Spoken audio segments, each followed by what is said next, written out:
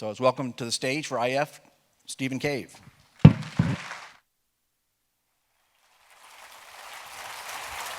Thank you, Chris. Thank you. Ladies and gentlemen, I'll put this down. This is my first time in Louisville, in this lovely city. I got here yesterday from Berlin in Germany after a very long flight and was overwhelmed at how friendly and welcoming the people here have been. And I've got jet lag. I'm about 6 hours out from you guys, so I was up in the middle of the night. And so I can say with confidence that even at 3 a.m, the people of Louisville are welcoming and friendly. So for me, it's sort of late afternoon, but for you guys, it's morning. So I'd like to do a little exercise just to get you all, make sure you're all woken up. You should all have been given a piece of paper. Is that right? You're all been waving it around. There we go. I've got one too. The little exercise is actually a little bit of math. Nothing very complicated, I promise. People groaning. Don't worry. I'll help. The first thing I'd like you to do is actually just fold your paper in half, just like this. Just fold it in half. I know you're thinking he said math, now it's origami. Okay, this is it. Just fold it in half so it looks like a little booklet. In fact, so it is a little booklet. Now you should all have a pen or a pencil. The sound of 600 people fumbling and shuffling, and there we go. The first thing I would like you to do, on the front, if you imagine it as a little booklet, on the front of your little booklet, I'd like you to write your name and the year you were born. So here, I'm going to do mine too. Stephen, 1973. Now, I don't need your full name. I don't need your full date of birth. I'm not going to take them in and mark them. It's just for you, okay? So you've got a little booklet that has your name and the year you were born on the front. Okay, here's the math. I'd like you now, in your heads, don't write anything down yet, to add 80 to that number. Okay, so if you were born in 1970, that would be 2050. If you were born in 1960, it would be 2040. 1980, it would be 2060. So for me, 1973, that's 2053 is the number. I haven't written it down yet. Now, if you're female, if you're a lady, I would like you to add 2 to that number. If you're a man, I would like you to take 2 off. So for me, that's 2051. If you smoke, I'd like you to take 10 off. Okay, now you've all got a number in your head. You've all gone quiet. That's because you know what this number is, don't you? Now, on the front of your booklet, you've got your name and the year you were born. On the back of your booklet, I'd like you to write the new number. I'm going to write 2051. So you probably all worked out. That is a rough estimate of the year you're due to die. Now you're thinking, God, it's Wednesday morning. We've heard about the terror of being alone in the universe. Now the guy's telling me I'm going to die. The number is only statistical, of course. I'm not going to come around and enforce this in some way. That would be wrong. And of course, you might, it's only statistical. You might have good genes. You might live a lot longer. You might already have some illness. You might look after yourselves, go running. You might not. If you're 80 years old and a smoker, then your number will be sometime in the past. So you think, am I real? Am I still here? Well done. You've beaten the odds. Actually, the older you get, then the more years you anyway get. It's like a bonus for having made it this far. So if you're over 50, you could add another 5 if you wanted to. But most of you will have a number that's sometime in the future, but not unimaginably far in the future. So I've got 2051, okay, the 2050s. Sounds like a long time away, but then to me the 1980s feel like yesterday. So it's not that far away. Now, and here's the interesting bit though. Just because I've got you to do this exercise, I have significantly changed your state of mind. For a start, you probably hate me, because people don't like being reminded of the fact they're going to die. You might need a stiff whiskey, in which case it seems to me you're in the right city. But behind these reactions, there's also something more profound.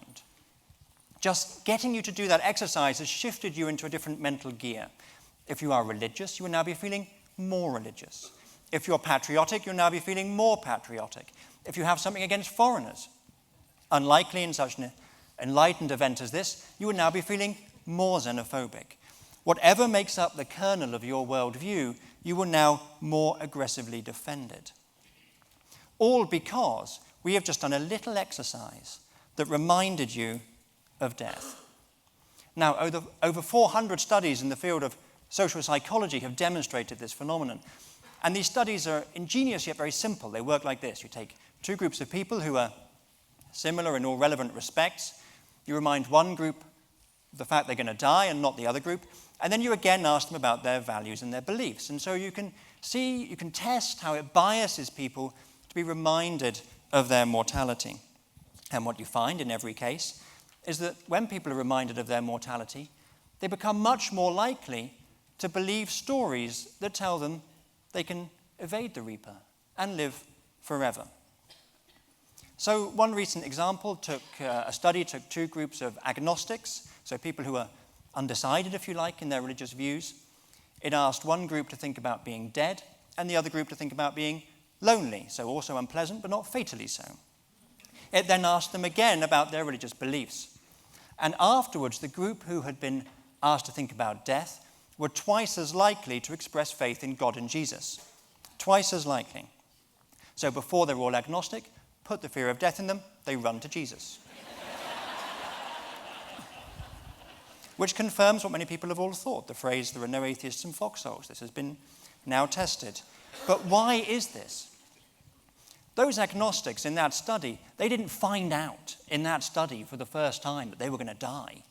They knew that they were mortal. You all know that you're mortal. So how come it can have such an effect on us just to be reminded of something that we all know? Well, the answer to this is that most of the time we in fact repress the fact of death. And we do it by telling ourselves stories that deny that death is what it seems to be, that it's as bad for us as we might think it is. And the central elements of all of our worldviews will have some kind of story within them that says death is not what it seems, that we don't need to worry about it. And so when we're reminded about death, like you just have been through this little exercise, then we fire up these stories, we activate them in order to defend ourselves from this fear. In most religions, this story, this immortality story, is very explicit. If you believe and if you're good, then you get to have eternal life in heaven. But patriotism and nationalism are also such immortality stories. They promise that we can live on as part of a greater whole. It's no coincidence that currently the most successful recruitment campaign for the nationalists in Germany, which is where I live, is called Werde unsterblich, which means become immortal as part of the eternal German folk. And exactly this story has been part of nationalism since its beginning. And so on. Now, the researchers behind these 400 and more experiments were inspired by Sigmund Freud and an American anthropologist called Ernest Becker. Some of you may have heard of him. They were convinced that civilization is a system of psychological defenses against the fear of death. And this theory is called terror management theory. It's about managing the terror of death. And its premise is that awareness of our mortality could have potentially devastating effects on us. This is, if you like, what it means to be mortal. We humans, a kind of middle space between the brutes and the gods. The brutes, yes, all living things die. All the beasts, other animals, they all die. But as far as we know, they're not conscious of this. They don't have the sophisticated sense of themselves, of the future that we have. This is why Jorge Luis Borges wrote, "Except for man, all creatures are immortal because they are ignorant of death." So on one side of us are the beasts who are ignorant of death, and in that sense immortal. On the other side are the gods, if there are any, who are immortal because they are free of death. And we are in between. We have the will to live that the animals have, this urge to perpetuate ourselves into the future, and yet we have the self-awareness of the gods that tells us that this will to live will one day be thwarted. And so we have to live in the knowledge that the worst thing that could possibly happen one day surely will. The end of all our hopes, all our projects, our individual world. We live in the shadow of a personal apocalypse. And that, of course, is not easy. Indeed, it's terrifying. And which is why we tell ourselves these stories that deny the reality of death. Borges, to quote him again, described them as magical barriers that should hold death at bay. And it's very likely that every one of you here subscribes to some degree to at least one such story. Maybe you're religious. Maybe you believe you can live on through your children. Maybe you believe in medical progress or are trying to become famous. Maybe you already are famous. These immortality stories have thousands of different manifestations. They can be found in every culture, every civilization. But behind this apparent diversity, there are just four basic forms of immortality story that keep recurring again and again throughout history, just using the vocabulary of their day. I want to briefly introduce these four fundamental kinds of immortality story to you now. I'm sure you'll recognize them. They've all contributed enormously to the shape of our civilization. They have had millions, billions of followers and still do today. And I want to try to give you some sense of the way in which these stories repeat themselves, just updated to the fashions of the day. So the first story is very simple. We want to avoid death. Well, the dream of doing exactly that in these bodies on this earth forever is the most basic kind of immortality story. I'll call it the elixir story. And it's really just an extension of what we try to do every day. We try to stay young and healthy in the here and now. We know life in this body on this earth. If we could just stay healthy and happy and keep going, well, indefinitely, then we're immortal. And this is exactly why we invented civilization. Civilization is basically a collection of life extension technologies. We have clothes and houses to protect us from the elements. We have medicine to heal our diseases and weapons to defend ourselves or to hunt, etc. And they work, these technologies. We now can expect to live for around 80 years. Well, for most of human history, the vast sweep of human history, life expectancy was around 30 to 40 years. So life expectancy has doubled in a very short period of time. This really is a longevity revolution. Perhaps the most important revolution in human history. Certainly without it, most of us wouldn't be here. And yet, despite this, in the face of the everyday reality of disease and of decay, it seems overambitious to think that we can keep going like this forever. And yet, a story about how we can do that can be found in every single culture in human history. Stories of elixirs of life or fountains of youth. They can be found in ancient India, Babylon, China, Greece, throughout Europe in the stories of the alchemists. And of course, we still believe these stories today. Given this very real technological progress that I was talking about, this first longevity revolution, people think, well, maybe we can do it again. We can double life expectancy again and again. Soon we will understand our bodies so well that we can use genetic engineering, stem cells, nanotech, etc., to keep our bodies running indefinitely. And every day in the newspapers, we read reports about the latest technology that's going to cure cancer or even defeat aging itself. We like to believe that because we've made so much progress, we've come so far down this long golden road of civilization that an elixir must just be a few more steps away. But before we cancel our life insurance, it's worth remembering that 4,000 years ago, the Egyptians believed exactly the same thing. They thought, look at our mighty civilization, look how far we've come. The elixir is just a few steps away. In 2,000 years ago in ancient China, they believed exactly the same thing. You can read almost to the word how they think, look how far we have come. Look at our great civilization. The elixir is just a few steps away. And what is the one thing that all these people who claim to be on the verge of discovering the elixir now have in common? Yeah, you've guessed it. They're all now 6 feet under. So the lesson of history is that it's a good idea to have a backup plan. A plan B, in case death strikes, we get hit by a bus. And exactly this kind of plan B is the second fundamental kind of immortality story. So the first was the elixir. The second is resurrection. It stays with the idea that, yes, I am this body, I am this physical thing. But unlike the elixir story, it says, okay, I'm probably going to die. But I'm going to raise up and live again. And if this sounds at first a little far-fetched or overly optimistic, then we just have to look around at nature for our inspiration. At this time of year, fall, things start to die back. In winter, all the trees are bare. And then in spring, they burst back into life.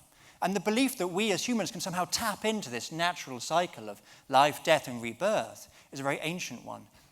People celebrate it every year at spring in festivals like Easter. But of course, for Christians, Easter is much more than only a symbolic celebration of resurrection. It is a celebration of Jesus Christ, dying, lying 3 days in the tomb, and then being physically born again. He went to his disciples, ate fried fish in front of them, to prove that he was flesh and blood, that he was physically born again. And of course, the fact that Jesus had conquered death for Christians means that death has been conquered for all of us, that we can all hope to physically rise from the grave on the day of judgment. And this remains Orthodox belief for Christians and also for Jews and for Muslims. But many people doubt that God will one day raise them from the graves, but they don't have to give up on this second story, on the resurrection story. Instead, some people are again putting their faith in science and technology. They're reinventing this story, retelling it for the scientific age. Just as Jesus and St. Paul prophesied that the day is near when we will all climb out of our tombs, so utopians, technologists of various kinds are saying that science will soon allow us to bring back the dead. For example, through cryonics. You might have heard of it. This is where you have yourself frozen when you die.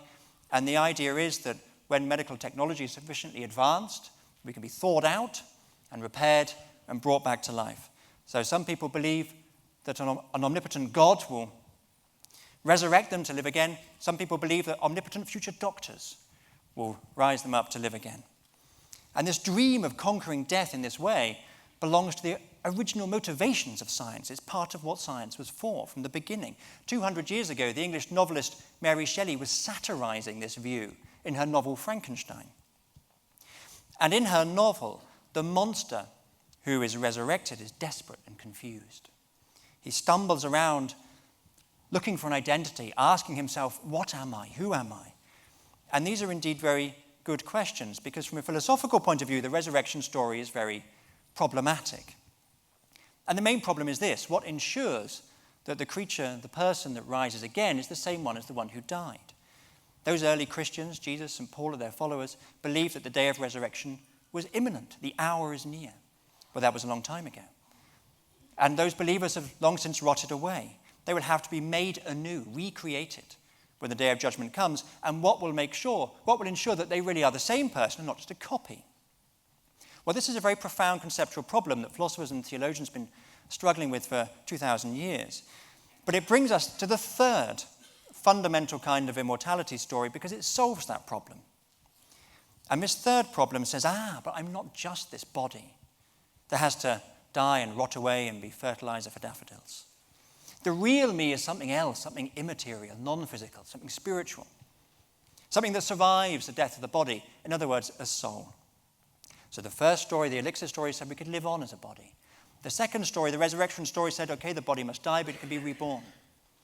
Now with this third story, we're starting to move away from the body. We're starting to say the body is too unreliable, too messy to be our vehicle for immortality. And indeed, many people, Plato, the Hindus, they believed, or still believe, that the body is an obstacle to immortality, that the real point of life is to liberate ourselves from it. And of course, if you believe that, and there's no reason to worry about death, you might look forward to it. Because the real you is not this diseased, wrinkled, aging body. It is this divine spark, by its very nature, immortal. And over the first 1,000 years of Christian history, Christians slowly began to accept the advantages of this story and integrate it into Christian dogma, such that now the official teaching of most churches is that we have an immortal soul that kind of bridges the gap until the day of resurrection, when body and soul will be reunited. There are some Christian denominations who stay with the belief of the early Christians, who had faith only in physical resurrection. But most Christians actually have gone the other way. They don't want anything to do with the idea of physical resurrection and its kind of zombie movie overtones, crawling out of the grave. And they're happy to trust their internal prospects entirely to the soul. But unfortunately, the soul story also has its problems. Many thinkers have long had difficulty with the idea of some kind of invisible, immaterial thing that is actually the real you. But the evidence of science, and in particular neuroscience, is making this view even less tenable.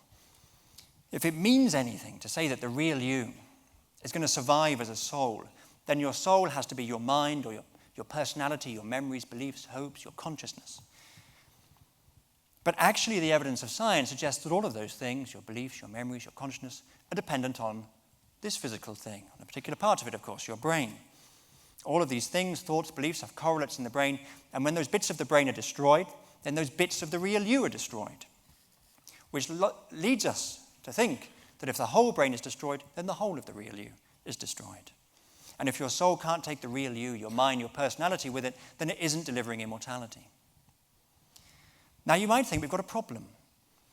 Because with the first two views, we were looking at surviving as a body, and we thought, okay, there are problems with those views. Now with this third view, as something else, an immaterial thing. But this view is problematic as well. But there is a fourth immortality story. And it says, well, maybe I'm not a body. Maybe I'm not a soul. Maybe I'm a kind of bundle of different aspects. And when I die, this bundle is scattered. Yet all the different bits of it somehow live on. This is the legacy view, the idea that we can live on through a kind of echo that we leave in the world. It's a hugely widespread view. It has two main forms, the cultural and the biological. Now, some of you might remember the film Troy with Brad Pitt playing Achilles and on the beach shouting, "All for immortality," only in an American accent. And Achilles, which I'm not going to try to do, Achilles is one of the icons. Alongside, if we think of the two pillars of Western civilization, on one hand is Christianity, Jesus is the sort of hero figure. On the other side, we have Greek philosophy and mythology, and Achilles is the hero figure. And Achilles shows a different route to immortality. Homer describes how he sat on the beach in front of Troy and faced a decision. He knew, because it had been prophesied by his mom, who was a goddess, he knew that he could go home and live a long and happy life, hunting and having children and feasting, king of a minor kingdom, or he could stay at Troy and fight. And if he did, he would die. That had been prophesied. But in doing so, he would win eternal fame. Well, of course, he chose to stay and fight. He died. And here we are 3,000 years later, still talking about him. And millions of people since Achilles have tried to follow in his footsteps, have tried to win immortality through eternal fame. But desire to become a celebrity is as widespread as it ever was. And in this democratic age, everyone thinks they have a shot at it. You don't have to be a great hero or a king anymore. All you need is an internet connection and a dancing cat. We can all reproduce ourselves millions of times digitally in an instant. Still, many people prefer a kind of more traditional, a more biological approach to reproduction. Socrates said that men only try to become great heroes or write books like I do because they can't just have children. So women have a more direct route to immortality. Einstein agreed. He wrote, "Our death is not an end if we can live on in our children. For they are us. Our bodies are only wilted leaves on the tree of life." And for many people, the idea that we really do live on as part of our family or clan or tribe or nation is a fundamental part of how they see the world, of their lived reality. Nonetheless, this view also has its problems. For many, it's a bit too indirect. We can argue if it's real immortality. Is Achilles really still with us to enjoy this fame that he has won at the cost of his life?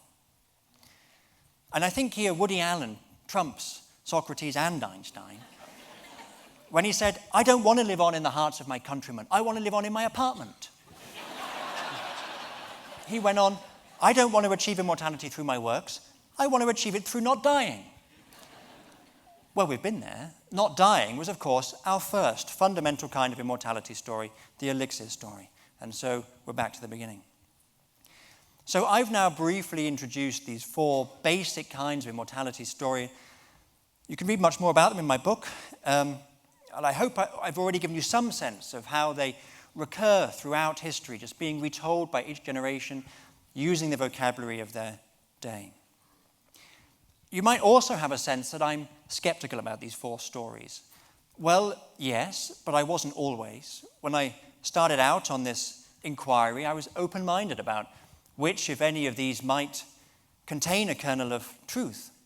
But the more I've explored each one, the more it has led me to be skeptical. And perhaps that should have been obvious. That's why there are four. If there was one obvious route to immortality, we wouldn't need the other three. But in fact, what we find is when we try to address the problems of one, it moves us on to the next one, and the next one, and the next one, and then, like Woody Allen, back to the beginning. But at the beginning of the talk, I said that we all have this fear of death, or at least we would have this paralyzing fear of death if we didn't tell ourselves these stories. And now I'm telling you that I'm skeptical about these stories. Well, what does it mean for us? Must we really be paralyzed by a fear of oblivion? Well, I don't think so. I think there is an alternative. And throughout the history of civilization, through recorded history, you can find people who have tried to come to terms with mortality without one of these 4 immortality stories. Their work, seen as a whole, represents a kind of 5th narrative, a kind of 5th story or alternative story. Yet it's one that doesn't try to deny the reality of death. And you can find this story in many traditions. You can find it in the wonderful ancient Babylonian epic Gilgamesh. You can even find it in the Old Testament, in the so-called wisdom books, especially Ecclesiastes. And it reached perhaps its height in Greek and Roman philosophy, in particular the work of the Epicureans and the Stoics. And according to this alternative story, we can create a different civilization, just trying to make the most of the 70 or 80 years that we have here and now. Maybe even a better civilization, with fewer holy wars, less nationalism, fewer suicide bombers, where we're more concerned with justice and fairness in the here and now because we don't believe in a final reckoning in a spirit world to come. But what about this fear of mortality? What do we do with the fear of death?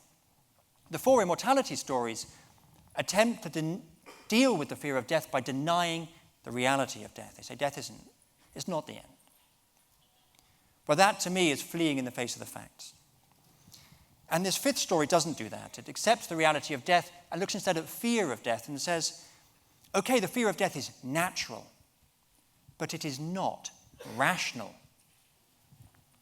And it was the Greek philosopher Epicurus who was the first person to really see this and write about it. Death, he wrote, is nothing to us. When we are here, death is not. When death is here, we are gone. And this idea is often repeated, but it's very difficult to really understand and to internalize, because exactly this idea of not being, of being gone, is so difficult for us to imagine. But his point is because we are not immortal, that is why we do not have to fear death. If we were immortal, there'd be experiences in the world to come or in the far future which we might want to fear that could be bad. But if we are mortal, then there won't be such experiences. And to fear something you won't experience makes no sense. But as I say, it's difficult to really internalize this. 2,000 years later, Ludwig Wittgenstein, the philosopher, put it like this. He said, death is not an event in life. We do not live to experience death. And therefore, we need not be afraid of it. And in this sense, life has no end. Now, I find it helps to see life as like a book in order to understand this idea. Because just as a book is bounded by its covers, so our lives are bounded by birth and death.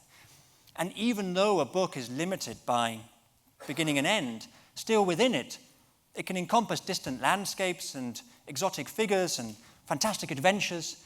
And even though a book is limited by beginning and end, the characters within it know no horizons. They, like we, only know the moments that make up their story, even when the book is closed. And so the characters of a book are not afraid of reaching the last page. Long John Silver is not afraid of you finishing your copy of Treasure Island. And so it should be with us. Now, you each have in your hands a little copy of the book of your life. Your birth is on the front cover, and a possible date of death is on the back. You can only know what happens in between those covers, the moments that make up your life. It makes no sense for you to fear what is outside of them, whether before your birth or after your death. In fact, when you think about how unlikely it is that the book of your life should ever have come to be written, then you might think the proper attitude is not fear or anger that it must end, but gratitude that it exists to be written at all. Think of all the cosmic coincidences in our long evolution, all those ancestors of yours who had to find their way to each other, even your parents who have their own unlikely story of how they met. All of this was necessary to make this book of your life possible. And so when you think about how lucky you are that it exists, it seems churlish to complain about it being a bit too short. In fact, it doesn't matter how long or short it is, whether it's a doorstopper or a novella. What matters is that you make it a good story. Thank you.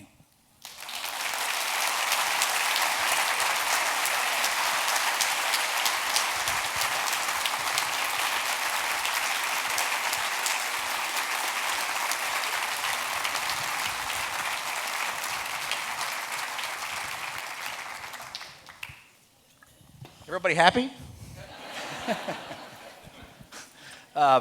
So, when you finished up, I was reading recently somewhere, it said, to be alive, you've already won the lottery. Yeah, Right? Because that means exactly. every ancestor in your history, down to the lowest singular cell, organism had to survive to reproduction for you to be here. That's right, and most organisms live for only seconds, so we're doing fine. Yeah. Anybody has a question? We have time for some questions. You please go to the mics, and we'll take those as we can. So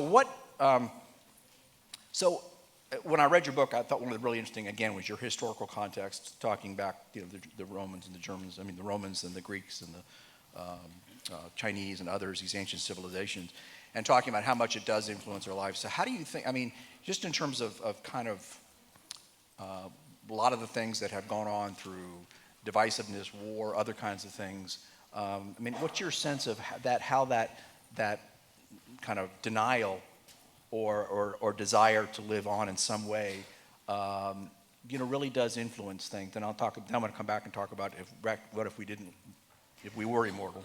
Well, if you think that at the kernel of every worldview is some kind of immortality story, then whenever you're debating or or fighting about these worldviews, then what is at stake is eternal life. And this is perhaps why religious wars are often the most terrible of wars, why people are willing to sacrifice everything, including their own physical lives, for what they believe, because they think what is at stake is much more than just these brief decades we have here. What is at stake is eternity. And if you see that these ideologies are not just then the obvious religious stories, but also nationalism, etc., then every war becomes, if you like, a holy war. Yeah, it's interesting. Yes, sir. Hi, I'm Barry Laws. I just had a question that my, fear of death really is that the universe will stop, because I won't have my daughter anymore, I won't have my wife, I won't have the world. So it's not just me dying, it's the universe disappearing. So I don't know if there's any philosophy for that, or... I think everyone here is thinking, it won't, don't worry. Yeah, but they're all just kidding themselves because I've created this whole scenario right now.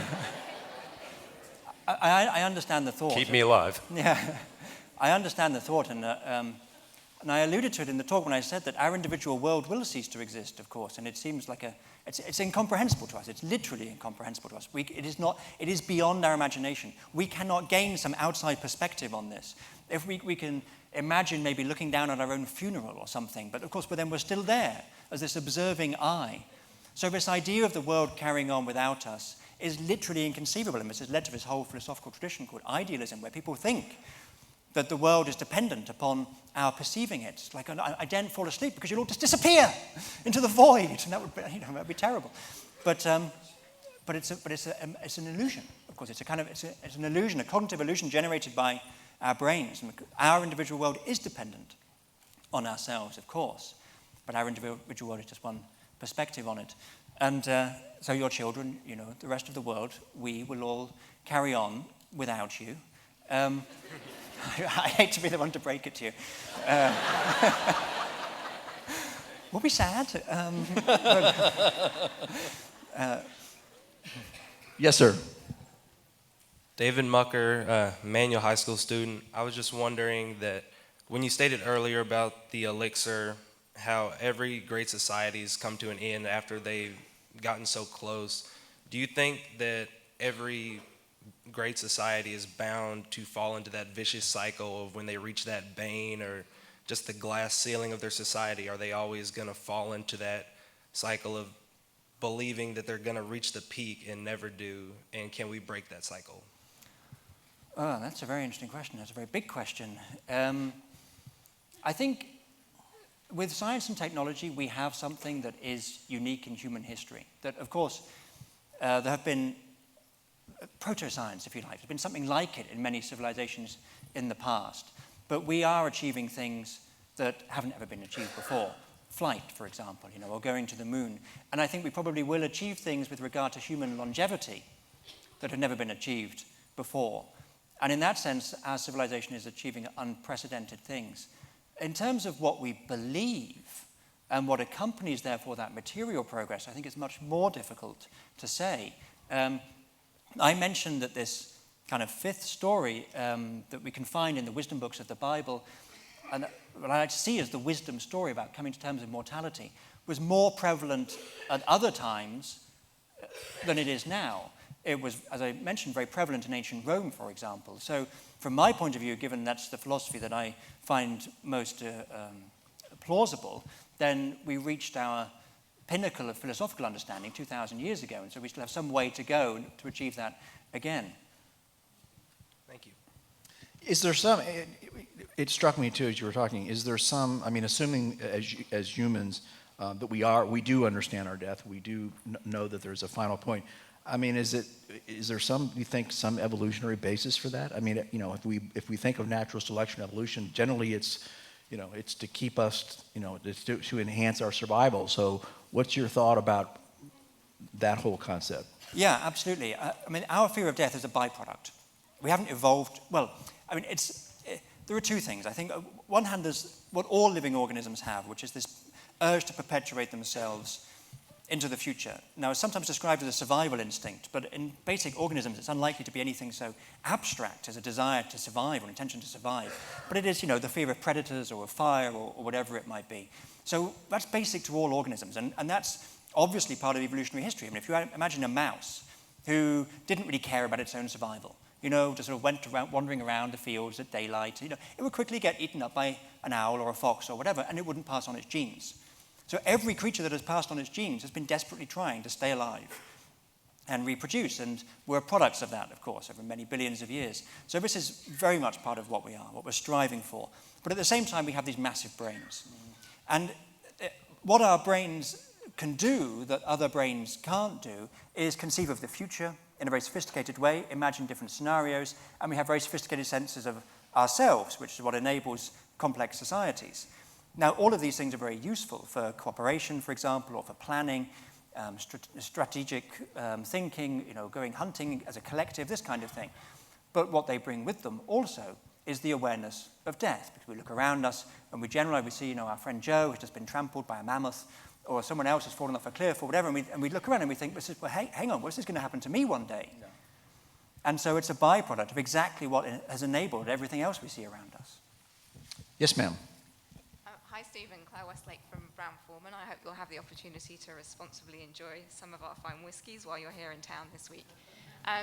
My question's also around the fear of death. It's obviously got everyone thinking and carries on nicely from the conversation you were just having.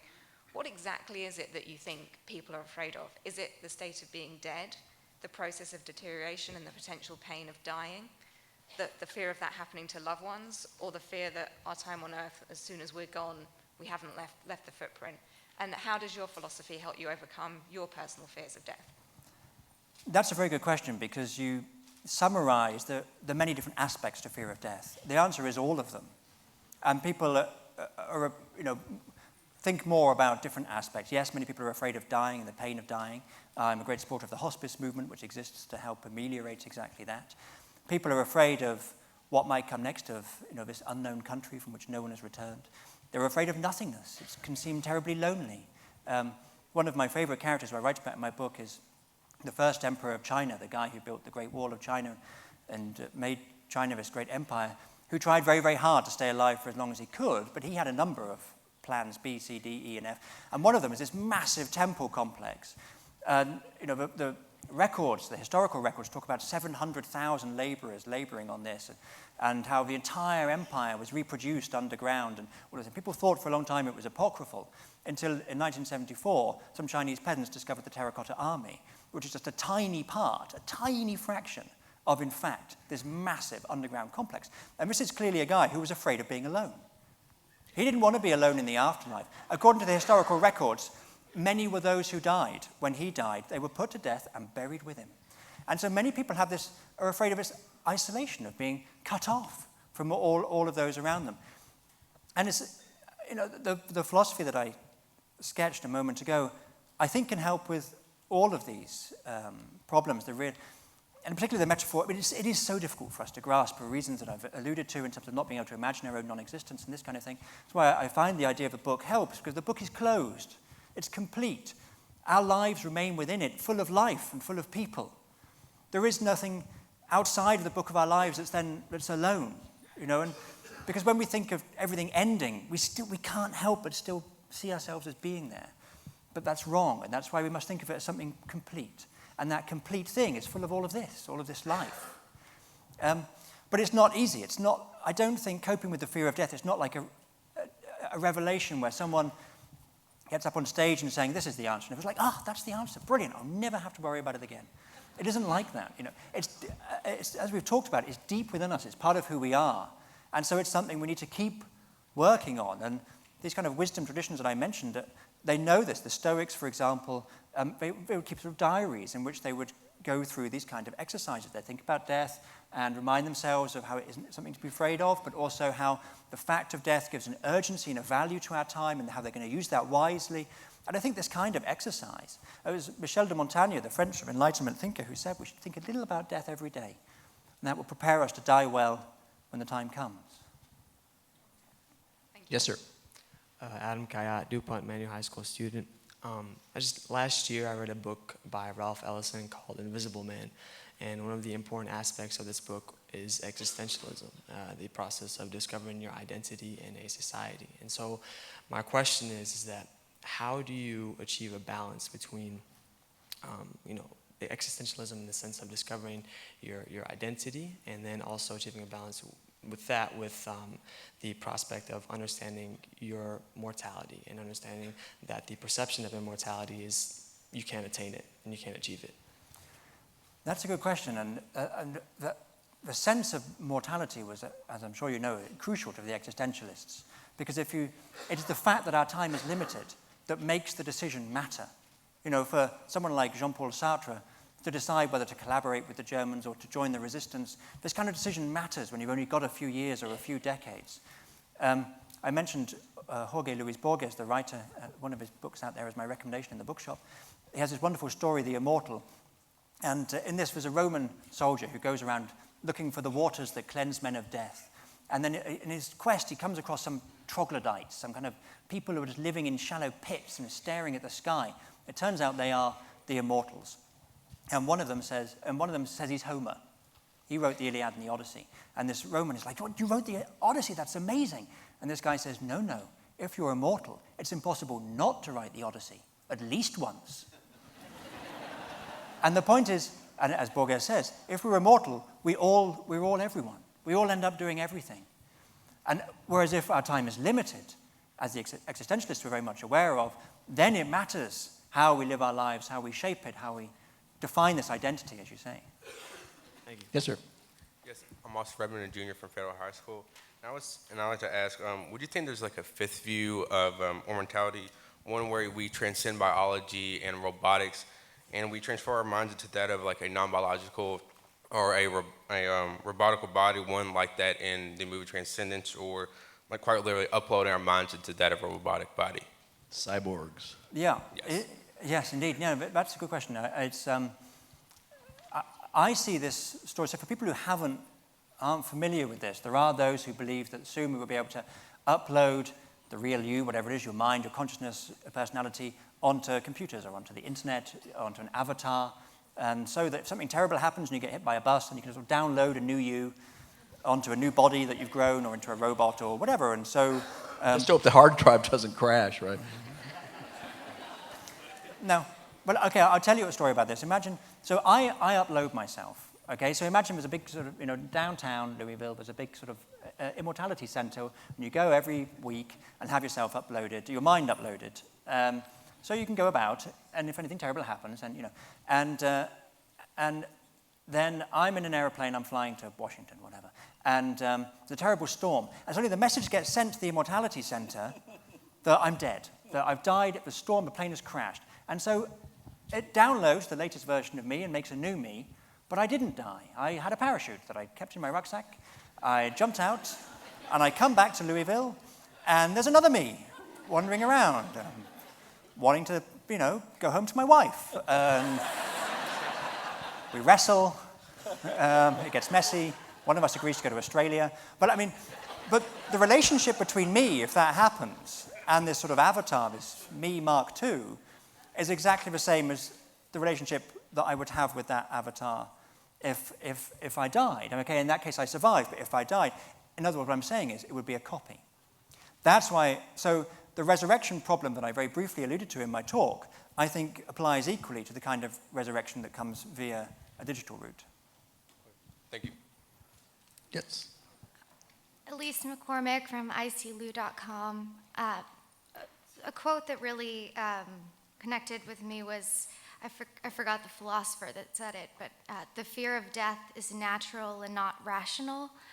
I guess something we didn't really talk about was those who do not have the fear of death, and maybe how that connects to suicide or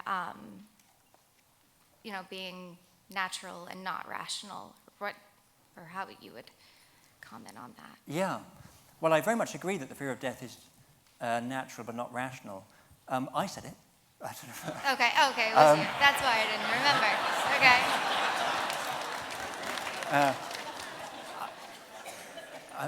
I'm not the first person to have had the thought, though. That's for sure. And as I say, I think it can certainly be traced back to Epicurus. Yeah, of course, this urge to perpetuate ourselves in some form can be, doesn't always win out. Some people commit suicide, as you say, but do so in all sorts of different contexts, from suicide bombers to rock stars to, the more mundane forms of suicide. Now, but I've talked a bit about the different kind of immortality stories we have. I think it's very difficult. I don't think there's any such thing as, the suicidal person. People are very different, and they do it for very different kinds of reasons. And that means they have very different kind of belief systems as well. Not all, this desire to live on does not always mean living on physically in this body. And as I say, that's only one of these 4 stories about how we can live on. So it's difficult to say, in the case of this person, to generalize about suicides. I mean, with suicide bombers, they're promised, very explicitly that they get a direct route to heaven. But, in other cases, with rock stars who are already famous, there's a kind of a huge number of rock stars who died at the age of 27 and sort of, mostly killing themselves in various ways at 27 and sort of live on through their fame. I think clearly it's possible for people to triumph over, triumph's the wrong word, to overcome this desire just to physically live on, but that doesn't necessarily mean that they're not believing that in some sense they are going to live on, even if that's not in the body. I mean, of course, many people have believed that life is suffering and we need to be liberated from life in some way. That's a part of almost all religious traditions. Time for one more question. Yes, ma'am. My name is Victoria Evans. I'm a biology major, philosophy minor at Morehead State University. We are very much a generation of internet that connects everyone across the world. You can check on your smartphone and see that an earthquake has happened in India, that 300 deaths were the result. Do you feel that the internet is pushing us more towards kind of our fear of death or our sense of immortality, or do you think it's like pushing us towards it or pulling us away from it? That's an interesting question. I mentioned how the internet gives us one way of expressing our fear of death or our desire for immortality, and that is through reproducing ourselves. There's some very in digital form. And there are some very interesting studies on the psychology of fame that strongly suggest that we really do believe that we have